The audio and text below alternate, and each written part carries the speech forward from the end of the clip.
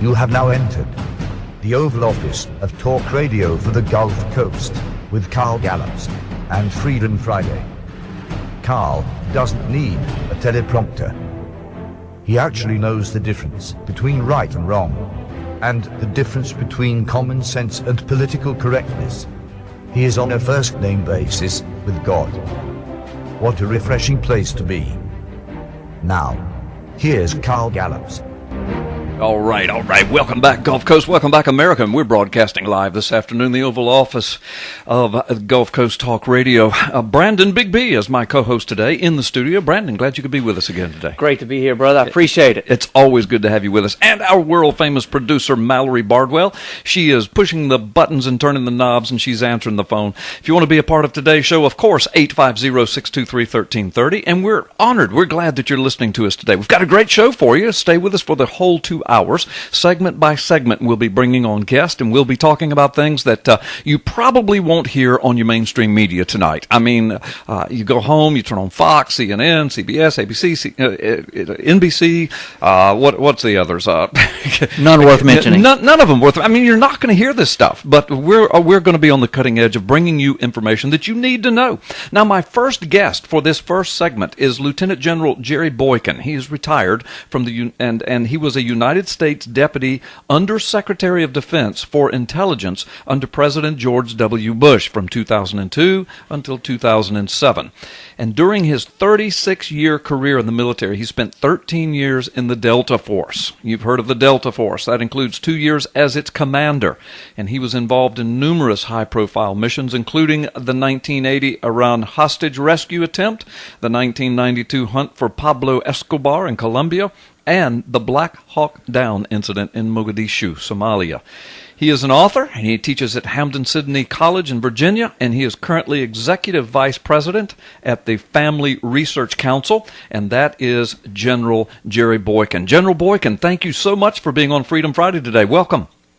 Well, thank you very much. It's a real pleasure to be with you. Well, it is our honor, and we've got a great audience from coast to coast, and we have an international audience and podcast and a P.P. Simmons News and Ministry network on which this will be broadcast and rebroadcast. So you'll reach a big audience through this broadcast, and we're so honored that you're with us. I brought you on because I've known of you for a long time, and I've listened to you on a lot of talk radio, and I've seen you on television. I think just recently, weren't you on Huckabee on Fox? I think Sunday, weren't you? Yeah, I did Huckabee last weekend. Yeah. I knew I had seen you just recently, and I know that you are also a brother in the Lord, and of course I'm a pastor, and we make no apologies for that, and come from a biblical worldview, and I know you do as well. But you have a very, very distinguished military career. You have an analytical mind, and you speak as factually as you know how, and very forthrightly, and I admire that in you. And I brought you on because I've been reading several articles, some that have made some headline articles, in which you have been very outspoken concerning some things that have disturbed me for a long time, and some things that we have been reporting quite heavily on right here on Freedom Friday. And I wanted you on because as I was reading those articles, I said, well, this guy, he gets it. And I mean, you've kind of been on the inside. Not only that, but you get it. The first thing I wanted to ask you about was my concern and the concern of millions of Americans about this Muslim Brotherhood infiltration in Washington, D.C., within our own government. And I suppose, I want you to do most of the talking, but I've got to say this. I think when it really, really hit me between the eyes was, of course, the whole Abedin, Anthony Weiner thing. That kind of brought it into perspective for me when I started investigating who Abedin was and all of her connections. But then, when Michelle Bachmann brought forth letter from her Security Committee on Congress with 5 other congressmen, brought forth this concern that we had Muslim Brotherhood people involved in our government in high places, and she was slapped down that very same day, not by the leftist media, not by the left-wing politicians, but by so-called conservatives. Marco Rubio, John Boehner, John McCain. They were the first ones in the media to slap her down, and that freaked me out. I knew we had a problem then. What do you know about this? Well, it's a great example of exactly what's happening in our government today. And And by the way, just let me add to the story you just told. She and the other four, even though they were rebuked and rebuffed by their own party, won their races by pretty good margins. Hers was probably the closest, but people like Louis Gohmert won with like 68% of the vote. So the people get it, even if the Congress doesn't. The reality is that our current administration, and frankly, the last two administrations, have had a blind spot when it comes to the Muslim Brotherhood in America. And we're not just talking about all Muslims in America. We're talking about the Muslim Brotherhood and its network in America that is very prolific, pervasive. It's part of our government today. And if you look at, for example, the Department of Homeland Security, two of the senior policy advisors there are known to be connected to the Muslim Brotherhood. Yeah. If you look at the fact that Council of American Islamic Relations between 2009 and 2012 had 20 visits to the White House. And they are an unindicted co-conspirator from the Holy Land Foundation trial. This is unbelievable. And let's let our listeners know that the Muslim Brotherhood was orchestrated. It was organized in 1928. Folks, 1928, after World War I, right before World War II, with the express purpose of destroying Jews, destroying the nation of Israel, if there ever would be a nation of Israel, and of course now there is, and that's their whole purpose, and also to destroy the United States from within by methods of infiltration. They've been talking about that openly, been writing to it for years. So General, I've got to ask, well, you said the last two administrations, and you're correct, but the Clinton administration is the one that brought Abedin over right out of Egypt. And she has her father, her brother, her mother, all of them directly tied to the Muslim Brotherhood. And then, of course, she was Hillary Clinton on her staff when she was First Lady. And then when she's Secretary of State, she's either Chief of Staff or Assistant Chief of Staff to Hillary Clinton. What is the Clintons and the Bushes and the Obama fascination with Muslim Brotherhood, this avowed, known terrorist organization? What's the fascination?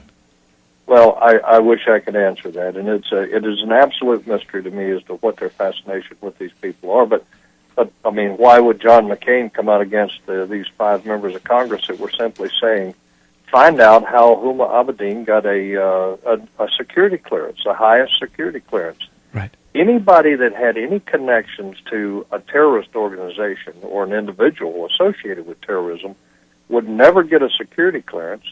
So why does Huma Abedin have one? You need to figure this out. They were writing to the Inspector General when they wrote this letter that got so much bad publicity for all of them. I can't explain to you what the fascination is, other than to say they have an absolute blind spot to the realities of what these people are. I mean, think about Benghazi, and immediately they blamed some filmmaker rather than acknowledging that this was the Muslim Brotherhood. This was Al-Qaeda, which is an offshoot of the Muslim Brotherhood that did this. And let me say one final thing. To tell you how bad it is, the week after Nadal Hassan killed 13 people at Fort Hood, Texas, the very next week they had a guy named Louis Safi, who is a known Muslim Brotherhood operative. They are teaching troops that were deploying to Iraq and Afghanistan, teaching them about the culture of the Middle East and about Islam. A known Muslim Brotherhood terrorist a week later. Yeah. Well, I remember that, and that is absolutely just dumbfounding to me. Unless, I mean, they're either entirely and completely stupid, or they have an agenda. I can't think of a middle ground. Can you? I mean, I can't think of a middle ground. There is an agenda. It's not because they're stupid. It's not because the information is not there. There is an agenda, and I can't identify it. Now, what I will tell you is there's an awful lot of petrodollars that come into America that support the Democratic Party, that supported Barack Obama in his run for office. So there's a lot of petrodollars coming in, and I think that has to have a major impact on where they come out on this. I agree, and I can't help but to believe, and you don't have to comment on this, this is just my opinion, I can't help but to believe there's not a lot of petrodollars going into the Republican Party as well because of the Bush's fascination with Saudi Arabia, and of course they've got money and investments over there, but also we get back to this Michelle Bachmann incident, and as we said, the first people that slapped her down were all Republicans, and several of them were supposedly the darlings of the conservative movement at that time, Marco Rubio and John Boehner. And now Marco Rubio, it seems like people have forgotten what he did. Now Marco Rubio, people are hailing him as, maybe the savior of the Republican Party, and I'm screaming into the microphone, don't you remember what he did to Michelle Bachmann about the Muslim Brotherhood? Well, you're absolutely right, and there were others too. But you see, Michelle Bachmann is such a warrior. Yes, she has just such a warrior spirit about her that she's willing to suffer through the wrath of others around her that have agendas or that just simply don't get it, in order to make sure the truth comes out. And I have a deep respect for her. But I'll tell you something else about Michelle. In 2012. Someone called me and said that Robert Mueller just let the Islamic Society of North America expunge 1,000 pages from the training curriculum for the FBI on Islamic terrorism. In other words, it was the training curriculum for how they actually train FBI agents on Islamic terrorism, and ISNA, Islamic Society of North America, complained about it. They wanted to review it and expunge what they found objectionable, so they did. Well, I called Michelle. She went over and actually sat down and looked through the 1,000 pages there with two of her aides, and she came back and told me there was nothing in there that was not straight out of the Quran or the Hadith. Wow. And when I asked them why they expunged it, they had no answer other than that the Islamic Society of North America found it objectionable. Let me remind your listeners. Wow. ISNA was an unindicted co-conspirator in the Holy Land Foundation trial in 2008. They're known to be connected to the Muslim Brotherhood. Yeah, and I appreciate that reminder, and these are things that we have been screaming right here on Freedom Friday, and it's such an honor to have you on here today, General Boykin, to put the punctuation mark on this. Listen, we're going to have to take about a 2 or 3 minute time out, General Boykin. When we come back, I want to ask you about this military purging that's been going on. We've been following that closely and reporting on it, so thank you for being with us today. All right, welcome back, Gulf Coast. Welcome back, America. And this is Carl Gallups, and Brandon Gallups is my co-host this afternoon. Mallory Bardwell, world-famous producer. My guest this afternoon is Lieutenant General retired Jerry Boykin. And as I introduced in the top of the hour, he was the United States Deputy Undersecretary of Defense for Intelligence under President George Bush, 2002 to 2007. 36-year military career, 13 years of it in the Delta Force. He is currently an author and teaches at Hampden-Sydney College in Virginia, and he's also the Executive Vice President at the Family Research Council, and he is our special guest today. General Boykin, again, thank you for being with us this afternoon.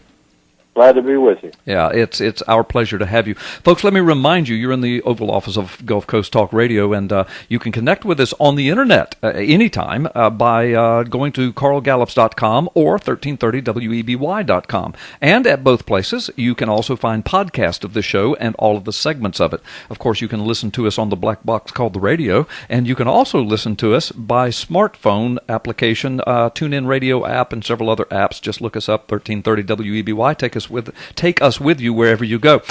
General Boykin, let's get back to the discussion. I'm going to turn this segment over to Brandon Big B for just a moment, because he has done a lot of investigation and research and commentary on this military purging that, I guess every administration does some of this, but this has been the word purge. I mean, it has been a purge, and it is frightening. It is a lot of people. It's very disconcerting. So I'm going to turn over. Brandon Big B, what's your questions for General Boykin? Yeah, General Boykin, first of all, it is an absolute honor to be able to speak with you today, and appreciate the time. But, I first started digging into this in September of last year, when the story of the missing nukes kind of started getting out there, and then through digging into that is when I started to come across several generals, particularly to the nuclear arsenal, that had been relieved of their duty and or transferred. And then as I dug deeper, just found a number of high-ranking military officials, and I believe, correct me if I'm wrong, but that number is over a couple of hundred at this point that have been relieved of their duties by this administration. And my question to you is, do you think that this is a deliberate move? And I know that you have spoken to this, so what's your opinion on that? Well, first of all, it is a deliberate move. Some of these people needed to go. Some of them were involved in things that were just absolutely unacceptable, adultery, prostitutes, a variety of things. Right. No question they needed to go, but there are others that are just unexplainable. But here's what you have to ask yourself. How did these people that have demonstrated such poor behavior, how did they get into these positions? Yeah. And the answer is that the purging is not what you see, it's what you don't see. It's the officers coming up that are leaving early because they're being either given a clear signal that there's no place for you because you don't fit the mold, you won't support the agenda, so we're moving less qualified, less capable, and people with less character into these senior positions. Or these younger people are seeing on their own that they don't want to be in the upper echelons because of the agenda that is being played out right now, and they're leaving on their own. So there is a purging. I can't explain it all, but there's a lot of people that have left for unexplained reasons. But those that left for disciplinary reasons because of poor performance and bad character and just downright disgusting things, they never should have been in those positions to begin with. Mm-hmm. Right. And I would agree with you on that. Obviously, we are all human and we all err, so there are going to be people in high-ranking positions that do make terrible mistakes and have to be relieved of their duties. But I have to wonder this, too, what you said about a lack of character that we see rising to the top in many of those positions. And I can't help but wonder if that has anything to do with the outright attack on Christianity that we have also seen inside the military over the last several years in particular. There's a direct correlation between the two. Yes. There is an outright assault on Christianity primarily. I mean, that's almost the only religion that's being discriminated against in the military. There's an effort to reduce all influence of Christianity or the Christian faith in our military today, and that's why you are seeing a lot of these people that are moving up are people that have bought into that agenda, people that, and I won't say whether they're people of faith or not, but they've bought into the agenda of purging Christians out of the military. Yes. And the attack is beyond what most Americans can even imagine. Yeah. Yeah. Well, I appreciate your stance on that and your willingness to be so bold in taking that stance. Yeah. And we've only got a couple of minutes left, General, but that actually is a great segue into my next question that I want to ask you, because you recently made some what turned out to be controversial statements concerning the second coming of Christ. Yeah, but we loved them. They weren't controversial. We don't think they're so controversial here, but you use the example of just that Jesus was a man, that he was a man's man. He wasn't a wimp, and that we need more men, and particularly Christian men, as leaders in the world today. And you went on to say that, in your opinion, after researching and reading and digging into Revelation 19, that when Jesus returns, that he will return with an AR-15. Loved it. And so we just want to get your maybe a little explanation on how you came to that. Yeah, the leftist bloggers didn't like that one bit. I was actually speaking at a conference in Dallas for David Barton. Glenn Beck and I and Governor Rick Perry were speaking.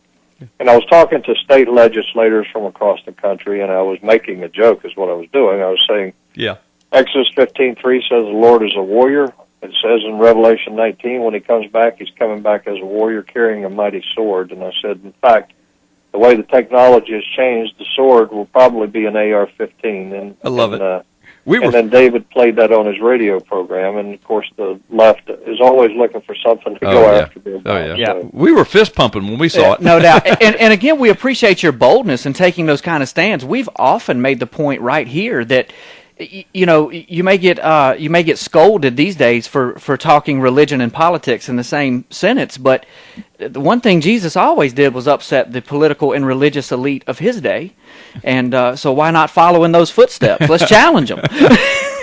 Listen, that's exactly what Jesus did. He challenged every law in the land. I'm so tired of people, particularly Christians, telling me that Christians shouldn't get involved in politics. Yeah, well, thank you. then exactly who should? Do you think Yes. we should? I mean, That's right. you know, Psalm 94 says, "Who will rise up That's right. against this evil for me?" That's right. And if that's not the good. Christian church, then who is it? That's good. That's right. good. Thank That's you, a good, brother. That's a good way to end this segment. General Boykin, God bless you. Thank you so much. You have graced our presence today, and if you would be gracious, we'd love to have you come back in the future.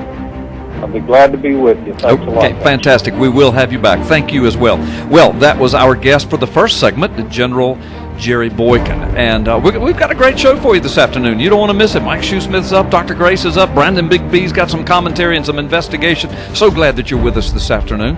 We will be back after this brief time out. Let me remind you, go to carlgallups.com, carlgallups.com. There you can find everything about this show. Go to Freedom Friday link. You can listen live, check out our podcast, everything about me, my ministry, the videos, the books that I've written, everything's right there at carlgallups.com. We'll be back after this brief time out.